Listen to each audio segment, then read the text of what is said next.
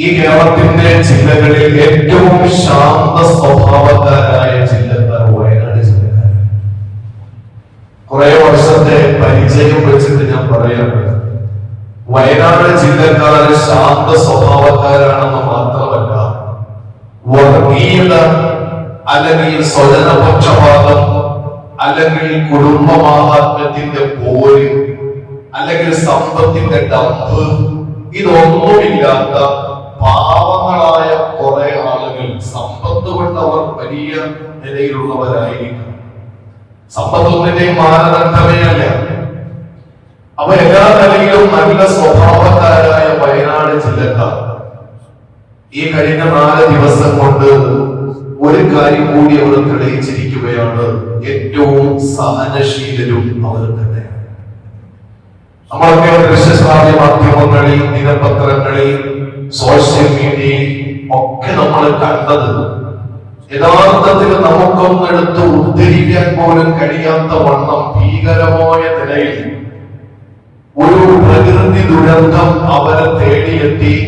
രാഹുൽ ഗാന്ധിയുടെ വാക്ക് കടമെടുത്തു പറഞ്ഞാൽ ദേശീയ ദുരന്തമായി ഈ രാജ്യം കണ്ട ഏറ്റവും വലിയ ഒരു ദുരന്തമായിട്ടാണ് വയനാട് ദുരന്തത്തെ ഉൾപ്പെടുത്തണമെന്ന് പ്രതിപക്ഷ പാർട്ടികൾ ആവശ്യപ്പെടുന്നത്. ഈ സന്ദർഭത്തിലാണ് എന്റെ പ്രിയപ്പെട്ട സഹോദരങ്ങളോട് ഇസ്ലാമിന്റെ ചില സൂചനകളെ സംബന്ധിച്ച് പറയണം.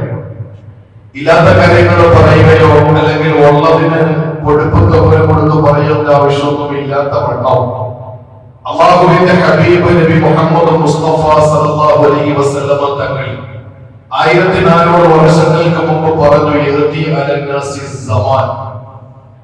എന്റെ സമുദായത്തിന്, എന്റെ ജനങ്ങൾക്ക്, എന്റെ കാലഘട്ടക്കാർക്കൊരു കാലം വരാനുണ്ട്. ആ കാലത്തിന്റെ പ്രത്യേകത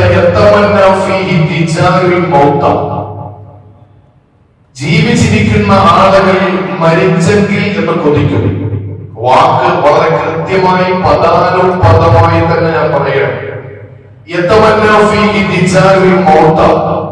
ജീവിച്ചിരിക്കുന്നവർ മരിച്ചെങ്കിൽ എന്ന് കൊതിച്ചു പോകും.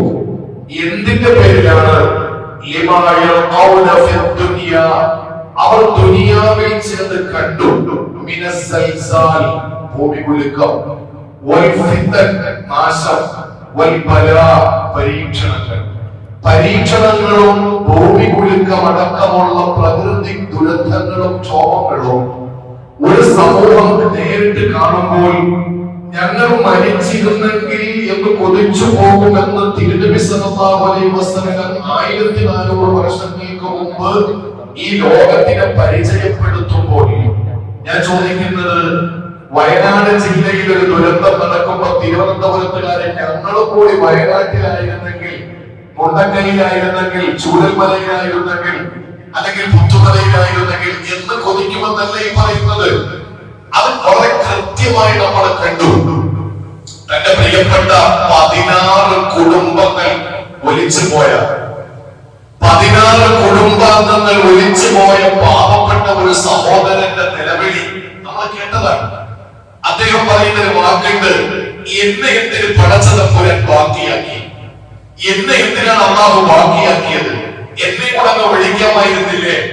ഞാനും കൂടി മരിച്ചിരുന്നെങ്കിൽ ഇത്രയും 16 പേരുടെ വിയോഗം ഞാൻ അനുഭവിക്കേണ്ടി വരില്ലായിരുന്നല്ലോ എന്ന് സങ്കടപ്പെടുന്ന ഒരു മനുഷ്യന്റെ വാക്കിനെയല്ലേ അല്ലാഹുവിന്റെ ഹബീബ് സല്ലല്ലാഹു അലൈഹി വസല്ലം 14 മുമ്പ് പ്രഖ്യാപിച്ചത്? അല്ലാതെ ഒരു സുനാമി ഉണ്ടാകുമ്പോ പടച്ചവനെ ഞങ്ങള് പൂന്തറയിലോ ഭീമാപ്പള്ളിയിലോ ശംഖുമുഖത്തോ തീരദേശ പ്രദേശത്തായിരുന്നെങ്കിൽ എന്ന് ഈ മണക്കാടുകാരോ അല്ലെങ്കിൽ സമീപ പ്രദേശത്തുള്ളവരോ ആഗ്രഹിക്കുമെന്നല്ല ഇതിനർത്ഥം. കുടുംബക്കാര് മുഴുവനും മരണത്തിലേക്ക് ഒലിച്ചു പോകുമ്പോ പടച്ചവനെ ഞാൻ എന്തിനാണ് ബാക്കി? എന്നെ കൂടെ കൊണ്ടുപോയില്ലായിരുന്നോ എന്ന് കൊതിക്കുമെന്ന് പറഞ്ഞെടുത്താണ് അല്ലാഹുവിന്റെ പ്രിയപ്പെട്ട പ്രവാചകൻ സല്ലല്ലാഹു അലൈഹി വസല്ലം തങ്ങൾ 1400 വർഷങ്ങൾക്ക് മുമ്പ് ഇതിന്റെ സൂചന സംസാരിക്കുന്നത്. നമ്മളെല്ലാവരും മനസ്സിലാക്കിയിരിക്കുന്നത് ക്ഷാമം എന്ന് പറയുന്നത് എന്താണ്? നമ്മളൊക്കെ പറയാറുണ്ട് കഷ്ടപ്പാട്, ക്ഷാമം എന്ന് പറഞ്ഞാൽ മഴയില്ലാതിരിക്കുക, വിഷമിക്കുക, ബുദ്ധിമുട്ട് അനുഭവിക്കുക, ഇതൊക്കെയാണല്ലോ നമ്മൾ ചിന്തിക്കുന്നത്. പക്ഷെ ഇമാം മുസ്ലിം റിപ്പോർട്ട് ചെയ്യുന്ന ഒരു ഹദീസുണ്ട്. അല്ലാഹുവിന്റെ റസൂൽ പറയുകയാണ്, ലൈസൽ ജദ്ബു, ഒരിക്കലും ക്ഷാമമല്ല, പ്രതിസന്ധിയല്ല, ഇല്ല അല്ല തുംതറു, നിങ്ങൾക്ക് മഴ കിട്ടാതിരിക്കലല്ല നിങ്ങളുടെ ക്ഷാമം, മഴ കിട്ടാതിരിക്കലല്ല നിങ്ങൾ അനുഭവിക്കുന്ന ക്ഷാമവും പ്രതിസന്ധിയും, മറിച്ച് ഇന്നമൽ ജദ്ബു, ക്ഷാമം എന്ന് പറയുന്നത് നിങ്ങൾക്ക് മഴ കിട്ടലാണ്, വീണ്ടും മഴ പെയ്യലാണ്. പക്ഷേ ഒരു ചെടിയെ മുളപ്പിക്കാത്ത നിലയിൽ മഴ വീണ്ടും വീണ്ടും പെയ്തുകൊണ്ടേയിരിക്കുക എന്നുള്ളതാണ് നിങ്ങളുടെ നാശം, അല്ലാതെ മഴയില്ലാതിരിക്കലല്ല. ഇമാം മുസ്ലിം റിപ്പോർട്ട് ചെയ്ത ഹദീസാണ്. ചിന്തിച്ചു നോക്ക്, മഴയില്ലാത്ത ഒരു സാഹചര്യം ഉണ്ടായാൽ ഭൂമി ഒന്നും മുളപ്പിക്കില്ല, പട്ടിണിയാൻ, മനുഷ്യൻ വെള്ളമില്ലാതെ മരിക്കും, കന്നുകാലികൾ ചത്തൊടുങ്ങും, നമുക്ക് വെള്ളമില്ലെങ്കിൽ കറണ്ട് ഇല്ല, എല്ലാ സ്തംഭിക്കും. മനുഷ്യന് വെള്ളമാണ് ബേസ്. ഭക്ഷണമില്ലാതെ മാസങ്ങളോളം ഇരിക്കാം, കറണ്ട് ഇല്ലാതെ മാസങ്ങളോളം ഇരിക്കാം, ആശയവിനിമയമില്ലാതെ മാസങ്ങളോളം ഇരിക്കാം. ചോദിക്കട്ടെ, 48 മണിക്കൂർ വെള്ളമില്ലാതെ ഇരിക്കാൻ ഏതും എടുക്കാനാണ് കഴിയുക? ആർക്കാണ് കഴിയുക?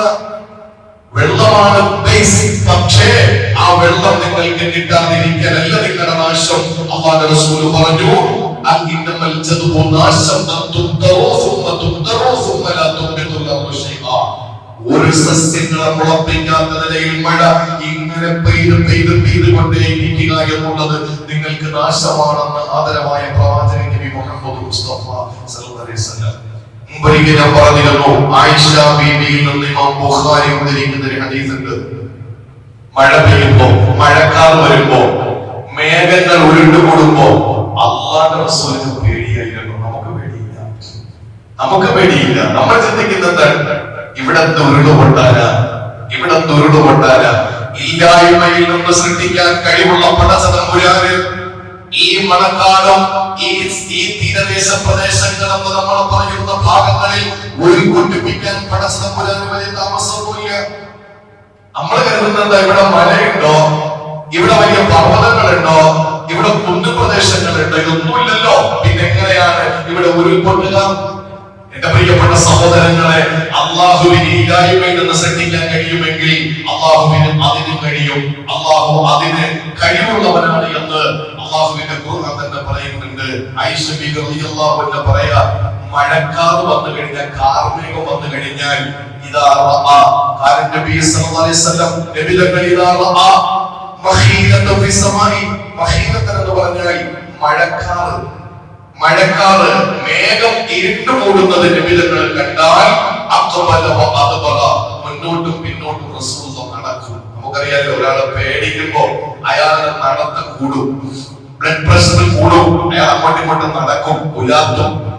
അകത്ത് കയറും വെളിയിലിറങ്ങും, അകത്ത് കയറും വെളിയിലിറങ്ങും. ആ ഒരു അവസ്ഥയാണ് നബി സല്ലല്ലാഹു അലൈഹി വസല്ലം തങ്ങൾക്ക്. മുഖം വല്ലാതെ പേടിപ്പെടുത്തുന്ന മുഖമായിരിക്കും. എന്ന മഴ അങ്ങോട്ട് പെയ്താലോ സുരിയായിട്ട് നിങ്ങൾക്ക് സന്തോഷമായി. മഴ പെയ്യുന്നത് വരെ റസൂലുള്ളാഹിന് വല്ലാത്തൊരു വെപ്രാളമാണ്. ആയിഷ ബീവി കണ്ടിട്ട് ചോദിച്ചു, യാ റസൂലല്ലാഹ്, എന്താ നിങ്ങൾക്ക് സംഭവിച്ചത്?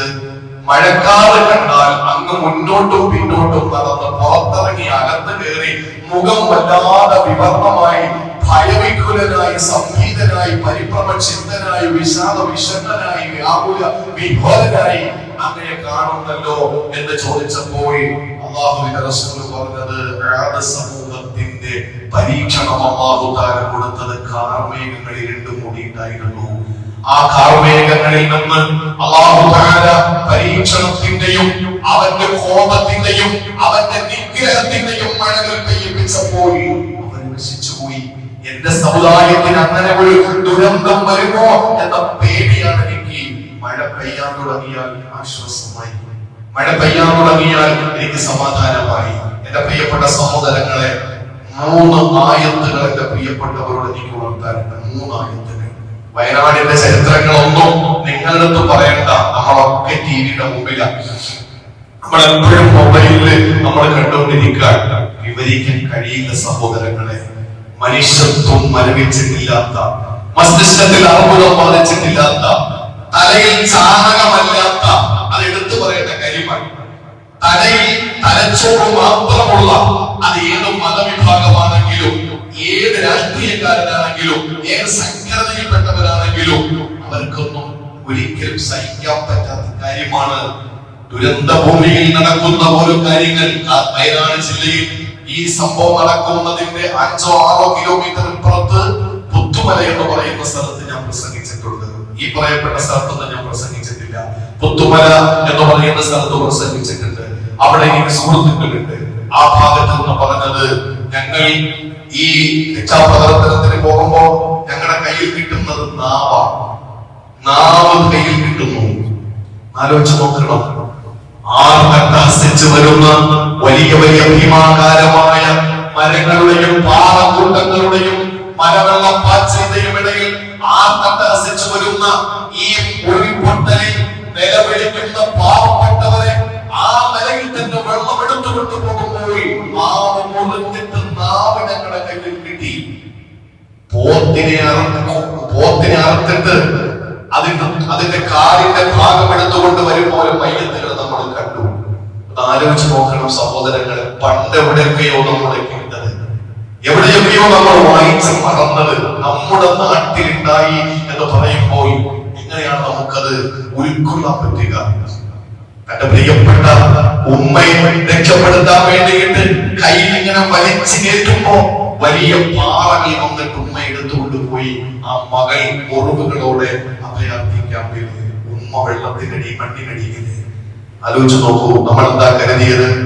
300 മരണം കവിഞ്ഞു. നമ്മൾ പറയുന്നത് എന്താ? കേരളം കണ്ട ഏറ്റവും വലിയ ദുരന്തം 300 പേര് മരിച്ചു എന്നുള്ളത് ചെറിയ ദുരന്തമാണോ? 300 ആണോ? 500 ആണോ? 700 ആണോ? അടുത്ത വെള്ളിയാഴ്ച നമുക്ക് കാണേണ്ടി വരും. അല്ലാഹു ഇനിയും മരണങ്ങൾ കൂട്ടാതിരിക്കട്ടെ. പക്ഷേ ഇനിയും എത്രയോ മയ്യത്തുകൾ മണ്ണിനടിയിലാണ്. എത്രയോ ഓരോ മയ്യത്തുകൾ തേടിപ്പോകുന്ന ആളുകൾ ചവിട്ടിപ്പോകുന്നത് മയ്യത്തുകളുടെ മുകളിലൂടെയാണ്. അറിയുന്നില്ല. കുഞ്ഞുമക്കൾ ഒരു ഭാര്യ തന്റെ ഭർത്താവിന് സമ്മാനം കൊടുത്ത ഒരു മോതിരം, ലത എന്നാണ് പ്രിയപ്പെട്ട സഹോദരിയുടെ പേര്. ആ സഹോദരൻ തന്റെ ഭാര്യ തന്ന വിവാഹ സമ്മാനം തന്റെ കൈവിരലിൽ അണിഞ്ഞു. അവസാനം ആ സഹോദരൻ ദുരന്തത്തിൽപ്പെട്ടു. ഭാര്യ അഭയാർത്ഥിക്കാവില്ല. ആ പ്രിയപ്പെട്ട ഭാര്യ അവിടെ കൂടുന്ന ആളുകളോട് പറഞ്ഞു, ലതായും എഴുതിയ മോതിരമുള്ള മയ്യത്ത് ബോഡി കാണുന്നെങ്കിൽ ഒന്നും പറയണേ എന്ന് പറയുന്നു. അവസാനം എല്ലാ സ്ഥലങ്ങളിലും അന്വേഷിക്കുന്നു. നിലമ്പൂർ ഭാഗത്ത് അവിടെ അടിഞ്ഞുകൂടിയ ബോഡികളിൽ ഒരു ബോഡിയുടെ കയ്യിൽ ഒരു മോതിരം കിടക്കുന്നത് കണ്ടിട്ട് പോലീസ് പരിശോധിക്കുമ്പോ അതിൽ ലത എന്ന് എഴുതിയിരിക്കുന്നു. ഉറപ്പിച്ചു ഭാര്യ, എന്റെ ഭർത്താവ് മരിച്ചു എന്ന്. 13-14 പേര് മരിച്ചിട്ട് അവർക്ക് കരച്ചിലില്ല. കരയുന്നതിനപ്പുറത്താണ്. നമുക്ക് നിലവിളിച്ച് കരയും നമ്മൾ. പക്ഷെ ഒരു പരിധി വിട്ടാൽ പിന്നെ നമുക്ക് നിശബ്ദതയായിരിക്കും. വാപ്പ മരിച്ചു, പ്രതീക്ഷിതമായി സഹിക്കാൻ പറ്റുന്നില്ല. കുറെ കരഞ്ഞു, കണ്ണുനീര് പറ്റി. അവസാനം വാപ്പയുടെ മയ്യത്ത് നോക്കിയിട്ട് കരച്ചിൽ വരുന്നില്ല. എന്റെ സ്നേഹം പറഞ്ഞതുകൊണ്ടാണോ? കരയാൻ കണ്ണീരില്ല. വയനാട്ടിലെ കുടുംബത്തിലെ മുഴുവൻ ആളുകളും മരണപ്പെട്ടു പോയ പാവപ്പെട്ട സഹോദരങ്ങൾക്ക് കണ്ണീര് വരാത്തത് കരുണ എത്തിപ്പോയതിന്റെ പേരിലല്ല. ഇനി അവരിൽ കണ്ണുനീര് അവശേഷിക്കുന്നില്ല. അവർ നിശബ്ദത മാത്രമാണ് അവർക്കുള്ളത്. ഈ ഒരു അവസ്ഥയിൽ നമ്മുടെ പ്രിയപ്പെട്ട സഹോദരങ്ങൾ നമ്മുടെ സഹോദരങ്ങൾ, മുസ്ലിങ്ങളെന്നല്ല, നമ്മുടെ സഹോദരങ്ങൾ, മനുഷ്യർ അവിടെ പിടഞ്ഞു വീണ് മരിച്ചപ്പോൾ ആ പ്രിയപ്പെട്ട സഹോദരങ്ങളെ ഒന്ന് ഓർത്തെടുത്ത് അവർക്ക് വേണ്ടി അവരുടെ കുടുംബത്തിന്റെ സമാധാനത്തിന് വേണ്ടി പ്രാർത്ഥിക്കാൻ ഇന്നത്തെ മെമ്പറുകൾ കേരളത്തിലും ഇന്ത്യയിലും അതുപോലെ തന്നെ മുഴുവൻ പ്രദേശങ്ങളിലും മനസ്സാക്ഷി മരവിച്ചിട്ടില്ലാത്ത മുഴുവൻ പള്ളി മെമ്പറുകളും ശ്രദ്ധിക്കുമ്പോൾ അവർക്ക് വേണ്ടിയുള്ള പ്രാർത്ഥനയായി, അവർക്ക് വേണ്ടിയിട്ടുള്ള ദുആയായി നമ്മുടെ പ്രിയപ്പെട്ടവരോട് നമുക്ക് കടപ്പാട് പൂർത്തീകരിക്കാൻ കിട്ടുന്ന ഒരു വെള്ളിയാഴ്ചയായി മാറുമ്പോ 3 ആയത്തുകളാണ് എനിക്ക് എന്റെ പ്രിയപ്പെട്ട സഹോദരങ്ങളോട് പറയാനുള്ളത്. 1 സൂറത്തുൽ അഅറാഫ് 97, 2 സൂറത്തുൽ അഅറാഫ് 98, പിന്നെ സൂറത്തുൽ വാഖിഅ. ഈ 3 ആയത്തുകൾ നമ്മുടെ മനസ്സിലിരിക്കട്ടെ. ഈ 3 ആയത്തുകൾ നമ്മൾ മറക്കരുത്. അല്ലാഹു ചോദിക്കുകയാണ് സൂറത്തുൽ അഅറാഫ് 97, 98 ആയത്തുകൾ. അല്ലാഹു ചോദിക്കുന്നത് അഫഅമിന അഹ്ലുൽ ഖുറാ يأتيهم بأسنا بياتا وهم نائمون. അടുത്ത ആയത്ത് അവമിന അഹ്ലുൽ ഖുറാ يأتيهم بأسنا ضحى وهم يلعبون. ഈ രണ്ട് ആയത്തുകൾ നമ്മളെ വല്ലാതെ ഭയപ്പെടുത്തുന്നതാണ്. അല്ലാഹ് ചോദിക്കുന്നു അഅറാഫ് അധ്യായത്തിന്റെ 97-ാമത്തെ സൂക്തത്തിൽ അഫഅമിന അഹ്ലുൽ ഖുറാ, ഓ മലക്കാട് പ്രദേശക്കാരാ, ഒരു തലസ്ഥാന നഗരിയിലെ ജനങ്ങളെ, വയനാട് മാത്രമല്ല, അതല്ലെങ്കിൽ ഏതെങ്കിലും കവളപ്പാറയിൽ മാത്രമല്ല, തിരുവനന്തപുരത്തെ മലമണക്കാവുന്ന അമ്പൂരിയിൽ മാത്രമല്ല, അല്ലാഹ് ചോദിക്കുന്ന തീരദേശ പ്രദേശത്തോടെ ഒട്ടിക്കിടക്കുന്ന മണക്കാട് നിവാസികളെ, അഫഅമിന അഹ്ലുൽ ഖുറാ, ഈ ഗ്രാമത്തിലുള്ള ജനങ്ങൾക്ക് നിർഭയത്വമുണ്ടോ? അയ്യതിയഹും ബഅസുനാ, എന്റെ പരീക്ഷണം വരുമെന്നതിൽ നിങ്ങൾ നിർഭയരാണോ? എപ്പോഴാണ് ബയാത്താ, നിങ്ങൾ കിടക്കുന്ന കിടപ്പില് രാത്രി നിങ്ങൾ ഉറങ്ങി കിടക്കുമ്പോ, നിങ്ങൾ ഉറങ്ങി കിടക്കുമ്പോ നിങ്ങൾക്ക് എന്റെ പരീക്ഷണം വരില്ല എന്ന് നിങ്ങൾക്ക് ഉറപ്പുണ്ടോ? ഇത് വയനാടുകാർക്ക് മാത്രമല്ല, ഇത് നിവാസികൾക്ക് മാത്രമല്ല, ഇത് കവളപ്പാറക്കാർക്ക് മാത്രമല്ല, ഇത് അമ്പൂരിക്കാർക്ക് മാത്രമല്ല, ലോകത്തുള്ള മുഴുവൻ ജനങ്ങളോടും അല്ലാഹ് ചോദിക്കുകയാണ്. രണ്ടാമത് അവഅമിന അഹ്ലുൽ ഖുറാ അയ്യതിയഹും ബഅസുനാ ളഹാ വഹും യൽഅബൂൻ. നിങ്ങൾ മധ്യാഹ്ന സമയത്ത്, പൂർവാന സമയത്ത്, 11-12 ഇടയിൽ 9 മണി കഴിഞ്ഞുള്ള ആ ഒരു പൂർവാന സമയത്ത് നിങ്ങൾ കളിച്ചുകൊണ്ടിരിക്കുമ്പോൾ, മക്കൾ കളിച്ചുകൊണ്ടിരിക്കുമ്പോൾ, ആ മക്കളെ അല്ലെങ്കിൽ നിങ്ങൾ വ്യാപൃതരായിരിക്കുമ്പോ, ജോലിയുടെ തിരക്കിലാണ്, ഡ്രൈവിംഗിലാണ്, യാത്രയിലാണ്, അല്ലാഹ് ചോദിക്കുന്നു നിങ്ങൾക്ക് എങ്ങനെ നിർഭയരാകാൻ കഴിയും? എന്റെ പരീക്ഷണം നിങ്ങൾക്ക് വരില്ലെന്ന് നിങ്ങൾക്ക് ഉറപ്പിക്കാൻ പറ്റുമോ? അല്ലാഹ് ചോദിക്കുകയാണ്. ഈ രണ്ടായത്തും അത് നമ്മുടെ മനസ്സിനെ പിടിച്ചു കുലുക്കാൻ. ഒന്ന് പകലിൽ നമ്മൾ അശ്രദ്ധരാണ്, രണ്ട് രാത്രി നമ്മൾ ഉറക്കത്തിലാണ്. ഉറങ്ങിക്കിടന്നു. ഒരു സഹോദരി പറയാ, ഞാൻ ഉറങ്ങിക്കിടക്കുമ്പോ കട്ടിലിൽ വെള്ളത്തിൽ നീന്തുന്നത് പോലെ തോന്നി. പെട്ടെന്ന് ചാടി എഴുന്നേറ്റ് നോക്കുമ്പോ വീടിന്റെ ജനാലയിൽ ഭീമാകാരമായ പാറകളും വലിയ മരങ്ങളും വന്ന് കിടക്കുക. പെട്ടെന്ന് എങ്ങനെയൊക്കെയോ വീടിന്റെ ടെറസിന്റെ മുകളിൽ കയറിയപ്പോ രണ്ടാമത്തെ പൊട്ടൽ വന്നു. അവിടെ നിന്ന് ഓടി. എന്തായി കേൾക്കുന്നതിന്റെ പ്രിയപ്പെട്ട സഹോദരങ്ങളെ ചിന്തിച്ചു നോക്കി. ആ നിലയിൽ നമ്മുടെ സഹോദരങ്ങൾ കഷ്ടപ്പെടുക, പ്രയാസപ്പെടുക. ഞാൻ പറഞ്ഞ സൂറത്തുൽ വാഖിയയിലെ ഒരു ആയത്ത് നമ്മുടെ മനസ്സിലിരിക്കണം. സ്വന്തം കുഞ്ഞ്, ആ കുഞ്ഞ് വിരലിൽ പിടിച്ചിട്ട് രക്ഷപ്പെടുത്താൻ ശ്രമിക്കുമ്പോ രണ്ട് മക്കൾ ഒലിച്ചുപോയി. മൂത്ത കുട്ടി ഒരു വലിയ മരത്തിൽ പിടിച്ചിട്ട് കിടന്ന് രക്ഷപ്പെട്ടു. ആ ചെറിയ കുട്ടി ഒലിച്ചു പോകുന്നു. ഒലിച്ചു പോയിട്ട് എവിടാണ് മയ്യത്തെന്ന് പോലും അറിയാൻ പറ്റാത്തൊരവസ്ഥ. നിങ്ങൾ ആലോചിച്ച് നോക്കിയേ. അല്ലാഹ് ചോദിക്കാം, ഫലൗലാ ഇദാ ബലഗത്തിൽ ഹുൽഖൂം, റൂഹ് തൊണ്ടക്കുഴിയിലെത്തുമ്പോ വഅൻതും ഹീനഇദിൻ തൻദുറൂൻ, നിങ്ങൾ ആ മനുഷ്യരെ നോക്കിക്കൊണ്ട് നിൽക്കും. രക്ഷപ്പെടുത്താൻ പറ്റുമെങ്കിൽ രക്ഷപ്പെടുത്തുക. അല്ലാഹ് പറയാ, ഫലൗലാ ഇദാ ബലഗത്തിൽ ഹുൽഖൂം വഅൻതും ഹീനഇദിൻ തൻദുറൂൻ, നിങ്ങൾ നോക്കിക്കൊണ്ട് നിൽക്കുമ്പോഴാണ് അവരുടെ റൂഹ് തൊണ്ടക്കുഴിയിലെത്തുന്നത്. ആർമിയാകട്ടെ, വിവിധ പാർട്ടികളുടെ സംഘടനകളുടെ അവരുടെ പ്രിയപ്പെട്ട ഈ രക്ഷാകർമ്മത്തിൽ രക്ഷാപ്രവർത്തനത്തിന് വേണ്ടി ഇടപെട്ടിരിക്കുന്ന നല്ലവരായ ആളുകളാകട്ടെ, എന്താ നമ്മൾ കണ്ടത്? കമ്മ്യൂണിസ്റ്റ് പാർട്ടിയുടേത്, മുസ്ലിം ലീഗിൻ്റെത്, SDP-യുടേത്, കോൺഗ്രസിൻ്റെത്, എല്ലാ സംഘടനകളുടെയും ഒക്കെ തോളോട് അവിടെ വൈത്തമില്ല, സംഘടന ഒന്നുമില്ല. അപ്പോഴാണ് കേരളം കണ്ട ഏറ്റവും വലിയ ദുരന്തങ്ങളിൽ ഒരു ദുരന്തമായ ഒരു വൃത്തികെട്ടവൻ അവൻ എന്തായാലും പുറത്തിറങ്ങിയിരിക്കുകയാണ്. ഈ പറയുന്ന മുഴുവൻ പാർട്ടികളെ വിളിച്ചുകൊണ്ട് കേരള രാഷ്ട്രീയത്തിലെ പ്രമുഖമായ രാഷ്ട്രീയ പാർട്ടികളുടെ സംഘടനകളുടെ പ്രവർത്തകർ അവർ അവരുടെ കുപ്പായം ഇട്ടുകൊണ്ട് ഈ കാണുന്ന രീതിയിൽ ഊണും ഉറക്കോ ഇല്ലാതെ കൈമയും മറന്നിട്ട് ബോഡികൾ ശേഖരിച്ച്, എന്ത് ബോഡിയാ? ദുർഗന്ധം വമിക്കുന്ന ബോഡികൾ. ഇന്നിപ്പോ എന്റെ കായനാട്ടിലുള്ള സഹോദരൻ വിളിച്ചിട്ട് പറഞ്ഞു 50 ബോഡി കൊണ്ടുവന്നിട്ട് പൊതു ശ്മശാനത്തിൽ അടക്കാൻ. മുസ്ലിമാണോ ഹിന്ദുവാണോ ക്രിസ്ത്യനോ അറിയില്ല.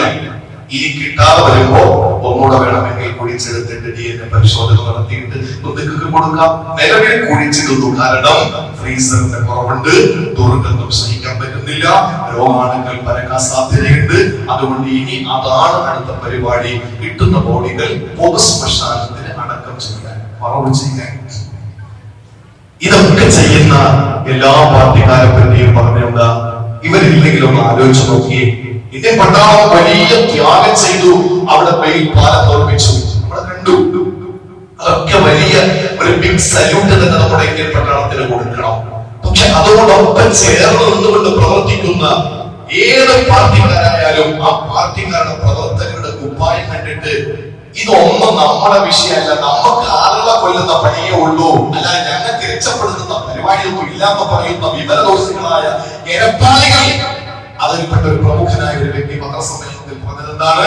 ഇവരൊക്കെ കുപ്പായം ധരിച്ചു വെച്ചിരിക്കുന്നോ എന്നാണ് ചോദിക്കുന്നത്. ഒരു ദുരന്തം വരുമ്പോ ചാടി ഇറങ്ങാൻ കാരണം 2 കാരണങ്ങളാണ്. തൽക്കാലം ഞാനത് പറയുന്നില്ല. 2 കാരണങ്ങളാണ് അതിനുള്ളത്. നിങ്ങൾക്കൊക്കെ ഒരുപക്ഷെ ചിന്തിച്ചാൽ മനസ്സിലാവുന്ന കാര്യങ്ങളാണ്. 2 കാരണം. ഒന്ന്, നമുക്ക് ചെയ്യുന്നത് പോലെ ഭൂരിപക്ഷവും മുസ്ലിം സമുദായത്തിന്റെ പ്രതിനിധികളായി പോയി. ഞാനൊരു വർഗീയത പറയുന്നതല്ല. മറ്റൊന്ന്, ആ മണ്ഡലത്തെ പറ്റി നമുക്ക് കൂടുതൽ ഗ്രാഹ്യമുള്ളവരെ, ഞാൻ ആ ഭാഗത്തേക്ക് പോകുന്നില്ല. പക്ഷെ ഒന്ന് നമ്മൾ അറിയണം, എന്റെ പ്രിയപ്പെട്ട ഭാര്യ 6 മാസമായ കുഞ്ഞിന്റെ ഉമ്മയാണ്. ഏതെങ്കിലും കുഞ്ഞുങ്ങൾക്ക് മുലപ്പാല് വേണമെങ്കിൽ എന്റെ ഭാര്യ തയ്യാറാണ് എന്ന് പറഞ്ഞപ്പോ അതിൽ അടിക്കുറിപ്പ് എഴുതി വൃത്തികെട്ടവൻ. ഞാൻ ആ അടിക്കുറിപ്പ് പള്ളിയിലായതുകൊണ്ട് പറയുന്നില്ല, ഒതുകൂടി ആയതുകൊണ്ട് പറയുന്നില്ല, ചുമ്മാ ദിവസമായതുകൊണ്ട് പറയുന്നില്ല. എന്റെ ഭാര്യ 6 മാസം കുഞ്ഞിന്റെ ഉമ്മയാണ്. എന്റെ ഭാര്യയ്ക്ക് മുലപ്പാലുണ്ട്. അതുകൊണ്ട് ക്യാമ്പിൽ കിടക്കുന്ന ഏത് കുട്ടിക്കാണെങ്കിലും പാല് കൊടുക്കാൻ എന്റെ ഭാര്യ തയ്യാറാണ് എന്ന് പറയുന്ന ഒരു തരത്തിലേക്ക് എത്തുന്നു. മനുഷ്യനാവണം, അല്ലെങ്കിൽ മൃഗമാകണം. ഈ സന്ദർഭത്തിൽ മനുഷ്യൻ തന്നെ ആകണമെന്നില്ല, ഒരു മൃഗമാകണം, ഒരു കൊമ്പനാനയാകണം, ഒരു ആനയെങ്കിലും ആകണം. നിങ്ങൾ പേടിച്ച് വീട്ടിൽ നിന്ന് ഇറങ്ങിപ്പോയ ഭർത്താവും ഭാര്യയും, 85 വയസ്സുള്ള ഭർത്താവും 80 വയസ്സുള്ള ഭർത്താവും 75 വയസ്സുള്ള ഭാര്യയും ഒരു ഓടി വലിയ കാപ്പിത്തോട്ടത്തിലേക്ക് കയറുന്നു. ആ ചെന്ന് പെടുന്നത് ഒറ്റയന്റെ മുമ്പിലാണ്. ആ നിമിഷം ആലോചിച്ച് നോക്കിയേ, എത്ര പേരെയാണ് കയ്യിൽ തോട്ടത്തിലിട്ട് ചവിട്ടിക്കൊണ്ടത് ആനകൾ, എത്ര പേരെയാണ് കാല് വലിച്ച് കീറിയിട്ട് നാമാവശേഷമാക്കിയത്. ഈ 2 പേര്, ആ പാവപ്പെട്ട അമ്മയും അവരുടെ ഭർത്താവും, ആനയുടെ മുമ്പിൽ അകപ്പെടുമ്പോ കൈ തൊഴുതിട്ട്, നിങ്ങൾ അറിയണം ഈ വിഷയം, കൈ തൊഴുതിട്ട് പറഞ്ഞു, വലിയ ദുരന്തത്തിൽ നിന്നാ ഞങ്ങൾ വരുന്നത്, ഞങ്ങൾ ഒന്നും ചെയ്യരുത്. അവരുടെ വോയിസ് ഇന്ന് കേരളം മുഴുവനും വ്യാപകമാണ്. ആ സഹോദരി പറയുന്നു, ആനയുടെ കണ്ണിൽ നിന്ന് വെള്ളം ഒഴുകുന്നു, കാട്ടാനയുടെ കണ്ണിൽ നിന്ന് വെള്ളം ഒഴുകുന്നു. ആ നിലയിൽ മൃഗങ്ങൾക്ക് പോലും അല്ലാഹു കരുണ കൊടുത്തു മനുഷ്യരെ. ആ സഹോദരി പറയാ, 2 മണിക്കാണ് ഞങ്ങൾ ആനയുടെ മുമ്പിൽ അകപ്പെട്ടത്. വെളുക്കുന്നത് വരെ ആനയുടെ കാലിനിടയിൽ നിങ്ങൾ കിടന്നുറങ്ങി. വെളുക്കുന്നത് വരെ കാട്ടാനയുടെ കാലിനിടയിൽ അവർ സുരക്ഷിതരായി കിടന്നുറങ്ങി. ഒന്ന് ആലോചിച്ച് നോക്കി. ആ നിലയിൽ അല്ലാഹു തആല മൃഗങ്ങൾക്ക് പോലും കരുണ കൊടുത്തെങ്കിൽ മൃഗങ്ങളെങ്കിലും ആകൂ എന്ന് വർഗീയവാദികളോട് നമുക്ക് പറയേണ്ട അവസ്ഥ. ആ അവസ്ഥയിലേക്ക് നമ്മൾ എത്തപ്പെട്ടുപോയി. അതുകൊണ്ട് തൊണ്ടക്കുഴിയിൽ ഊഹെത്തുമ്പോ നിങ്ങൾ നോക്കിക്കൊണ്ട് നിൽക്കും, നിങ്ങൾക്ക് രക്ഷപ്പെടുത്താൻ പറ്റൂല. നിങ്ങൾക്ക് കാണാൻ പറ്റില്ല, ഞാൻ അവന്റെ അടുക്കൽ തന്നെയുണ്ട്. അല്ലാഹുവിന്റെ അടുക്കലുണ്ട്, മനുഷ്യന്റെ അടുക്കലുണ്ട്. ഞാനൊരു കാര്യം പറയട്ടെ സഹോദരങ്ങളെ, ഒരിക്കൽ മസ്ജിദ് നബവിയിൽ അല്ലാഹുവിന്റെ റസൂൽ ജരീർ ബിൻ അബ്ദുല്ലാ എന്ന സഹാബി പറയുന്നു, ഒരു സംഘം സഹാബാക്കൾ കയറി വരിക. അവർ ചെരുപ്പില്ല, അവർക്ക് തുണിയില്ല, പക്ഷെ അവർ കർമ്മനിരതരാണ്. കഴുത്തിൽ വാളുണ്ട്, കഴുത്തിൽ പ്രതിരോധത്തിന്റെ വാളുണ്ട്. പക്ഷേ നഗ്നപാതരും അതുപോലെ തന്നെ നഗ്നരുമാണ് ആ പാവപ്പെട്ട സഹോദരങ്ങൾ. ഗോത്രത്തിൽപ്പെട്ടവരാ മസ്ജിദ് നബവിയിലേക്ക് കയറി വന്നു. പകലിന്റെ മധ്യഭാഗത്ത് വിധങ്ങളുടെ കണ്ണ് നിറഞ്ഞു. കഴിക്കാൻ ഒന്നുമില്ലാത്ത പാവങ്ങൾ, പാദരക്ഷയില്ലാത്തവർ, ഉടുതുണിക്ക് മറുതുണിയില്ലാത്തവർ, ഒന്നുമില്ലാത്തവർ.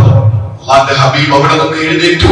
ബിലാലിനോട് പറഞ്ഞു, ബിലാലെ ഇഖാമത്ത് കൊടുക്ക്, നിസ്കാര സമയമായി. നിസ്കാരം കഴിഞ്ഞിട്ട് മിമ്പറിലോട്ട് കയറിയിട്ട് 3 ആയത്തുകൾ അല്ലാഹുവിന്റെ റസൂൽ ഓതി. ഇമാം ബുഖാരി തങ്ങളുടെ സഹീഹ് ബുഖാരിയിൽ രേഖപ്പെടുത്തിയ ഹദീസാണ്. ഒന്ന്, യാ അയ്യുഹന്നാസ് ഇത്തഖൂ റബ്ബക്കും അല്ലദീ ഖലഖക്കും മിൻ നഫ്സിൻ വാഹിദ. ഒന്നാമത്തെ ആയത്ത്, മനുഷ്യരെ, നിങ്ങൾ ഒരേ വാർത്തയിൽ ഉമ്മയിൽ നിന്നുള്ള മക്കളാണ് നിങ്ങൾ എന്ന് പറഞ്ഞ ഈ വന്ന നിങ്ങളുടെ സഹോദരങ്ങളാണ്. ഇത് കാണുന്നില്ലേ? അതെ, വയനാട്ടിലുള്ള ജനങ്ങൾ ഒരു ഉമ്മയുടെ വാപ്പയുടെ മക്കളാണ്, നമ്മുടെ ഉമ്മയുടെ വാപ്പയുടെ മക്കളാണ്. ഒന്നാമത്തെ ആയത്ത്. രണ്ടാമത്തെ ആയത്ത് അല്ലാഹുവിന്റെ ഹബീബ് ഓതിയത് സൂറത്തുൽ നിസായിൽ തന്നെ. അതിന്റെ ബാക്കി, ഇന്നല്ലാഹ കാന അലൈക്കും റഖീബ, അല്ലാഹു നിങ്ങളെ നിരീക്ഷിക്കുകയാണ്. അപ്പോൾ ഉണ്ടല്ലോ, ഭക്ഷണം കഴിക്കുന്നല്ലോ, അവിടെ ഭക്ഷണം ഇഷ്ടംപോലെ കിടക്കാൻ സൗകര്യം ഉണ്ടല്ലോ, അവിടെ ഒന്നുമില്ല. ആമരം കൊച്ചുന്ന തണുപ്പത്ത് മനുഷ്യന്റെ ബോഡിയുടെ മയ്യത്തുകളുടെ ദുർഗന്ധം, അഴുക്കിച്ചാലിന്റെ ദുർഗന്ധം. ആ നിലയിൽ ആ പാവപ്പെട്ട മനുഷ്യർ വറങ്ങലിച്ച് കിടക്കാൻ ആ പ്രിയപ്പെട്ട ജനങ്ങളെ അത് നിങ്ങളെ നിരീക്ഷിക്കുകയാണ്. മൂന്നാമത്തത് നമ്മളെ സങ്കടപ്പെടുത്തുന്ന ആയത്താണ്.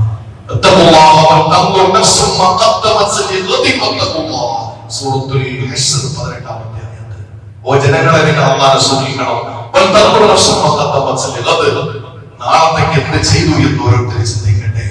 ഈ 3 ആയത്ത് ഓതിയപ്പോൾ ജരീർ റളിയല്ലാഹു അൻഹു പറയാൻ, റഅയ്തു ഖൗമൈനി മിൻ തഅം വസിയാബ്, വസ്ത്രത്തിന്റെ ഒരു കൂമ്പാരം മസ്ജിദ് നബവിയിൽ പ്രത്യക്ഷപ്പെട്ടു. അതുപോലെ തന്നെ ഭക്ഷണങ്ങളുടെ ഒരു കൂമ്പാരം മദീനത്തുൽ നബവി മസ്ജിദ് നബവിയിൽ കൊണ്ടുവരുന്ന സഹാബാക്കളുടെ കൈ കഴച്ചിട്ട് അവർ നിലത്ത് വെക്കും, വീണ്ടും എടുക്കും, നിലത്ത് വെക്കും, വീണ്ടും എടുക്കും. എല്ലാ സഹാബാക്കളും വീടുകളിൽ പോയി ഉള്ളത് പെറുക്കി കൊണ്ടുവന്നിട്ട് പാവങ്ങൾക്ക് വീതിച്ചു കൊടുത്തു. അല്ലാഹുവിന്റെ റസൂലിന്റെ കണ്ണ് തെളിഞ്ഞു, മുഖം സന്തോഷഭരിതമായി. കഴിയണം സഹോദരങ്ങളെ, നമുക്ക് 1 കിലോ പഴം നമ്മൾ കൊടുത്തു എന്ന് നമുക്ക് സന്തോഷിക്കണം. 1 കിലോ പഴം. നമ്മുടെ മക്കൾ ഇഷ്ടംപോലെ ഭക്ഷണം കഴിക്കുമ്പോൾ വാപ്പയും ഉമ്മയും ഒക്കെ നഷ്ടപ്പെട്ടു പോയാൽ ആ മക്കൾക്ക് ഒന്നുമില്ല. എത്രയോ സങ്കട കഥകളാണ് ഇതൊക്കെ. ഞാൻ വീണ്ടും വീണ്ടും പറഞ്ഞ് നമുക്ക് സമയം കുറവാണ്, നമ്മളെല്ലാവരും അറിഞ്ഞവരാണ്. എന്റെ പ്രിയപ്പെട്ട സഹോദരങ്ങളെ, ഒരു കാര്യം അല്ലാഹു ഒരു സൂചനയിൽ നമുക്ക് തരും. കഴിഞ്ഞ വർഷം അവിടുത്തെ ആ സ്കൂളിലെ ഒരു വെള്ളാർമലയിലെ സ്കൂളിലെ ഒരു മാഗസിൻ ഇറക്കി. കഴിഞ്ഞ വർഷമാണ്, കഴിഞ്ഞ മാർച്ച് ഒരു മാഗസിനിൽ ആ കുഞ്ഞുങ്ങൾ എഴുതിയ ലേഖനങ്ങളിൽ അവസാനത്തെ പേജ് കുട്ടികൾ എഴുതിയ അതിന്റെ എഡിറ്റോറിയൽ ആ ബോർഡിലെ കുട്ടികൾ എഴുതാനുള്ള ഒരു പേജാണ്. അവരുടെ മനോഹരമായ കളകളാരം മുടക്കി ഒഴുകിയിരുന്ന ആ വെള്ളാർമലയിലെ പുഴയെ പറ്റിയിട്ട് അവർ എഴുതി. അകപ്പേജുകളിൽ അവസാനത്തെ പേജിൽ അവർ എഴുതിയിരുന്നത് ഒരു കഥയാണ്. ആ കഥ ഇങ്ങനെയാണ്: ഒരു കുരുവി, ഒരു ചെറിയ കിളി, ഒരു പറവ അവിടുത്തെ വെള്ളാർമലയിലെ മക്കളോട് പറയുന്നു, മക്കളെ, മനോഹരമാണ് നിങ്ങളുടെ നാട്. ആ മനോഹാരിതയുള്ള പച്ചപ്പുള്ള തേയിലയുടെയും ഏലത്തിന്റെയും മനോഹരമായ കാപ്പിയുടെയും ഇടയിലൂടെ കളകാലം മുഴക്കി ഒഴുകുന്ന കൊച്ചരുവി. ആ അരുവി നാളെ പൊട്ടും. നിങ്ങൾ ആലോചിക്കണം, ഒരു കൊല്ലം മുമ്പ് പൊട്ടും. ആ പൊട്ടുന്ന സന്ദർഭത്തിൽ ഇതേപോലെ കളകളാരവം മുഴക്കി എല്ലാ വെള്ളം ഒഴുകുക. ഭീമാകാരമായ പാറക്കൂട്ടങ്ങളും വലിയ വലിയ മരങ്ങളും വലിയ വലിയ മലവെള്ളപ്പാച്ചിൽ വരും. മക്കളെ, നിങ്ങളെ ഈ നാട്ടിൽ നിന്ന് എടുത്തോണ്ട് പോവും, പിന്നെ നിങ്ങൾ ഉണ്ടാവൂല. അതുകൊണ്ട് നിങ്ങൾ നിൽക്കല്ലേ മക്കളെ ഈ മണ്ണിൽ എന്ന് എഴുതിയത്ര മാഗസിനിൽ. 1 കൊല്ലം മുമ്പ് ആ സ്കൂളിലെ കുട്ടികൾ ഗ്രാമോത്സവത്തിൽ അവിടെ പ്രകാശനം ചെയ്ത ആ മാഗസിനിന്റെ അവസാനത്തെ പേജിൽ തന്റെ പ്രിയപ്പെട്ട നാടിനത് ദുരന്തം വരാൻ പോകുന്നു എന്ന് കുഞ്ഞു മക്കളിലൂടെ അല്ലാഹു തആല അറിയിച്ചു കൊടുത്തു. എന്തിനാണ് റെഡ് അലർട്ട്? എന്തിനാണ് യെല്ലോ അലർട്ട്? എന്തിനാണ് ഓറഞ്ച് അലർട്ട്? ഇത് ആരാ നടത്തുന്നത്? എന്തെങ്കിലും സഹായിക്കൂലേ എന്ന് ചോദിച്ചപ്പോ കേന്ദ്രമന്ത്രിയായ ഒരാൾ പറഞ്ഞത്, ആവശ്യപ്പെട്ട് ഞങ്ങൾ തരാം. സമയമായിട്ടല്ലോ. എവിടാണോ ഇനി സമയാവുക, എവിടെയായിട്ട് സമയാവുക? ആ നിലയിൽ വർഗീയ തിമിരം ബാധിച്ചു പോയ സമൂഹത്തിന്റെ മുമ്പിൽ ഒറ്റപ്പെട്ടു പോയ ജോസഫിന്റെയും ജോർജിന്റെയും അതുപോലെ തന്നെ ഒരുപാട് ഹിന്ദു സഹോദരങ്ങളുടെയും സഹായിയായി മണക്കാട്ടത്തെ ഓരോ മുസ്ലിമും മാറണം. ആരോ മുക്കട്ടെ, ആരോ തിന്നട്ടെ, നമ്മുടെ വിഷയമല്ല. നമ്മളെ നെയ്യത്താക്കി കൊടുക്കാനുള്ളത് നമ്മളെ സഹായമായി കൊടുക്കാൻ കഴിയണം. കഴിഞ്ഞ വർഷം അവസാനിപ്പിക്കുകയാണ്. കഴിഞ്ഞ വർഷം 4 നാട് വിറ്റ് കൊടുത്ത ഒരു ഉമ്മ, ആ ഉമ്മ ഇപ്പോ പലിശ അടയ്ക്കാൻ വേണ്ടി വെച്ചിരുന്ന 10,000 രൂപയും കടയിൽ കിട്ടിയ ലാഭവിഹിതവും കൊണ്ടുവന്നിട്ട് കളക്ടറെ ഏൽപ്പിച്ചു. ഓരോരുത്തർ അങ്ങനെ സഹായിക്കുന്നു. നാളെ നമുക്ക് വരില്ല, നമ്മൾ കണ്ടോ? അതുകൊണ്ട് നമ്മൾ ഓരോരുത്തരും ഇനി മരണം അധികരിക്കാതിരിക്കാനും മണ്ണിനടിയിൽ പോയവരെ അത്ഭുതങ്ങൾ സൃഷ്ടിക്കാൻ നമുക്ക് കഴിവുണ്ട്. അവരെ ജീവനോടെ കൊണ്ടുവരട്ടെ നമുക്ക് ദുആരക്കാം, അല്ലെങ്കിൽ മയ്യത്ത് വേഗം കിട്ടട്ടെ എന്ന് ദുആരക്കാം. കുടുംബത്തിൽ ഉള്ളവർക്ക് സമാധാനം കിട്ടട്ടെ എന്ന് ദുആരക്കാം. ആ നാട് രക്ഷപ്പെടട്ടെ, നമ്മുടെ നാടുകൾ അല്ലാഹു കാക്കട്ടെ എന്നൊക്കെ നമുക്ക് ദുആ ചെയ്യണം. അല്ലാഹു നമ്മളെ എല്ലാവരെയും എല്ലാ വിപത്തിൽ നിന്നും രക്ഷിക്കട്ടെ എന്ന ആത്മാർത്ഥമായ ദുആയോടെ ഫലസ്തീൻ മുന്നണി പോരാളികളുടെ നേതാവ് ഇസ്മായിൽ ഹനിയ രക്തസാക്ഷിയായി അല്ലാഹു അദ്ദേഹത്തിന് സ്വർഗ്ഗത്തിൽ ഉന്നത